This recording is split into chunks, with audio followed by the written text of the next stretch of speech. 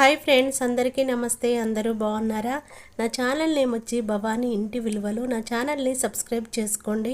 మీ వాళ్ళందరికీ షేర్ చేయడము మర్చిపోకండి. ఈరోజు నేను ఎంతో టేస్టీగా ఉండే చాలా టేస్టీగా ఉండే మసాలా వంకాయ కర్రీని చేసి చూపిస్తున్నాను. నా వీడియో మొత్తము చివరి వరకు చూడండి. స్టవ్ వెలిగించుకొని ప్యాన్ పెట్టేసుకోవాలి. ప్యాన్ వేడయ్యాక కట్ చేసి పెట్టుకున్న కొబ్బరి ముక్కలను వేసేసుకోవాలి. 1 కప్పు వరకు పల్లీలను వేసేసుకోవాలి. మంచిగా ఫ్రై చేసుకోవాలి. 2 స్పూన్ల వరకు ధనియాలను వేసేసుకోవాలి. 1/2 స్పూన్ వరకు మెంతులను వేసేసుకొని రెడ్గా ఫ్రై చేసుకోవాలి. మసాలాలను వేసేసుకోవాలి. దాల్చిన చెక్క, ఇలాచి, లవంగ, సాజీరను వేసేసుకొని మంచిగా ఫ్రై చేసుకోవాలి. 1/2 కప్పు వరకు నువ్వులని వేసేసుకోవాలి. 1 స్పూన్ వరకు గసాలని వేసేసుకోవాలి. మాడనివ్వకుండా మంచిగా ఫ్రై చేసుకొని స్టవ్ ఆఫ్ చేసుకొని చల్లగా చేసేసుకోవాలి. 1/2 కేజీ వరకు వంకాయలను మంచిగా కడిగి ఇలా తీసుకోవాలి. ఒక గిన్నెలో వాటర్ని తీసుకొని గల్లుప్పు వేసేసుకొని పక్కన పెట్టుకోవాలి. చేస్తున్నది మసాలా వంకాయ కర్రీ కదా. వంకాయలను తోకల వరకు సగంగా కట్ చేసి మధ్యలో ఘాట్లని పెట్టుకోవాలి. నేను చూపిస్తున్నాను చూడండి. అన్ని వంకాయలకి ఇలాగే ఘాట్లు పెట్టేసుకొని ఉప్పు నీటిలో వేసేసుకోవాలి. చూడండి, ఇలాగే కట్ చేసుకోవాలి. ఒక్కటి కూడా విడిపోకుండా ఘాట్లను పెట్టేసుకోవాలి. 4 ముక్కలుగా ఘాట్లను పెట్టేసుకొని ఉప్పు నీటిలో మంచిగా కడిగి పక్కన పెట్టేసుకోవాలి. స్టవ్ వెలిగించుకొని మరొక ప్యాన్ పెట్టేసుకోవాలి. ప్యాన్ వేడయ్యాక 1/2 లీటర్ వరకు ఆయిల్ని వేసేసుకోవాలి. ఆయిల్ వేడయ్యాక మనము ఘాట్లు పెట్టుకున్న వంకాయ ముక్కలని వేసేసుకోవాలి. వంకాయ ముక్కలు ఆయిల్లో మంచిగా ఫ్రై చేసుకోవాలి. మూత పెట్టేసుకొని మంచిగా మగ్గించుకోవాలి. ఇప్పుడు చల్లారి మిక్సీ కప్పు తీసుకోవాలి. వేంపిన మసాలాలన్నింటినీ మిక్సీ కప్పులో వేసుకొని పౌడర్ చేసుకోవాలి. చూపిస్తున్నాను చూడండి. తగినన్ని వాటర్ని వేసుకొని పేస్ట్లా చేసుకోవాలి. ఇలా మెత్తగా చేసుకోవాలి. నిమ్మకాయ సైజ్ అంతా చింతపండుని వేసేసుకోవాలి. కట్ చేసి పెట్టుకున్న ఉల్లిపాయ ముక్కలని వేసేసుకోవాలి. 1 ఇంచు వరకు కట్ చేసుకున్న అల్లం ముక్కలని వేసేసుకోవాలి.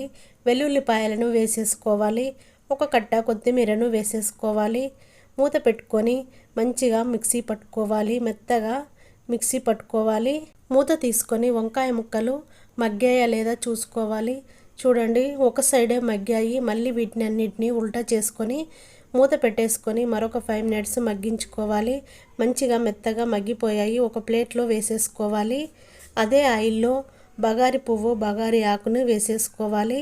1 స్పూన్ వరకు బిర్యానీ పువ్వును వేసేసుకోవాలి. 2 బగారి ఆకులను తుంచి వేసేసుకోవాలి. మంచి అరోమా వచ్చేంత వరకు ఫ్రై చేసుకోవాలి. మిక్సీ పట్టి పెట్టుకున్న మసాలానంతా వేసేసుకోవాలి.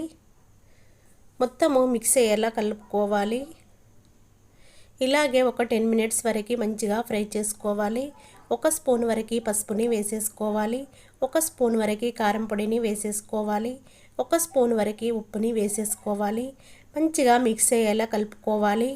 ఒక 10 నిమిషాల వరకు మూత పెట్టేసుకొని ఆయిల్ పైకి వచ్చేంత వరకు ఉడికించుకోవాలి. మూత తీసుకొని మళ్ళీ ఒకసారి కలుపుకోవాలి. 1 స్పూన్ వరకు జీరా పౌడర్ని వేసేసుకొని మొత్తము మిక్స్ అయ్యేలా కలుపుకోవాలి. ఇలాగే ఒక 5 మినిట్స్ వరకు మంచిగా ఫ్రై చేసుకొని మూత పెట్టేసుకొని ఆయిల్ అంతా మసాలాలో నుంచి రిలీజ్ అయ్యేంత వరకు ఉడికించుకోవాలి. మూత తీసుకొని మళ్ళీ ఒకసారి అంతా కలుపుకోవాలి. మిక్సీ కప్పులో చిన్న గ్లాస్ వరకు వాటర్ని పోసేసుకొని వేసేసుకోవాలి. మొత్తము మిక్స్ అయ్యేలా కలుపుకోవాలి. మన గ్రేవీ చిక్కదనాన్ని పట్టి కలుపుకోవాలి. ఫ్రై చేసి పెట్టుకున్న వంకాయ ముక్కలని వేసేసుకోవాలి. ఇలా చేసుకుంటే మసాలా వంకాయ కర్రీ చాలా టేస్టీగా ఉంటుంది. ఫ్రై చేసుకున్న వంకాయలన్నిటినీ వేసేసుకొని మొత్తము మిక్స్ అయ్యేలా కలుపుకోవాలి. మసాలా అంతా మాడనివ్వకుండా లో ఫ్లేమ్లోనే ఉడికించుకోవాలి. మనము ఆల్రెడీ వంకాయలను మంచిగా ఫ్రై చేసుకున్నాము, మెత్తగా అయిపోయాయి.